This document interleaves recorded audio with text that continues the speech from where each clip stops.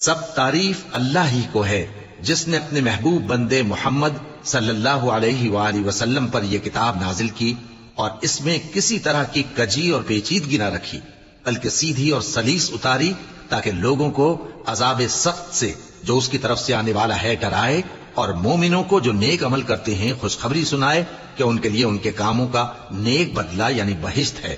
جس میں وہ ہمیشہ رہیں گے، اور ان لوگوں کو بھی ڈرائے جو کہتے ہیں کہ اللہ نے کسی کو بیٹا بنا لیا ہے۔ ان کو اس بات کا کچھ بھی علم نہیں اور نہ ان کے باپ دادا ہی کو تھا۔ یہ بڑی سخت بات ہے جو ان کے منہ سے نکلتی ہے، اور کچھ شک نہیں کہ یہ جو کچھ کہتے ہیں محض جھوٹ ہے۔ اے پیغمبر،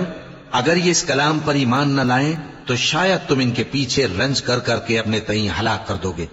جو چیز زمین پر ہے ہم نے اس کو زمین کے لیے زینت بنایا ہے تاکہ لوگوں کی آزمائش کریں کہ ان میں کون اچھے عمل کرنے والا ہے، اور جو چیز زمین پر ہے ہم اس کو نابود کر کے بنجر میدان کر دیں گے۔ کیا تم خیال کرتے ہو کہ غار اور لوح والے ہماری نشانیوں میں سے عجیب تھے؟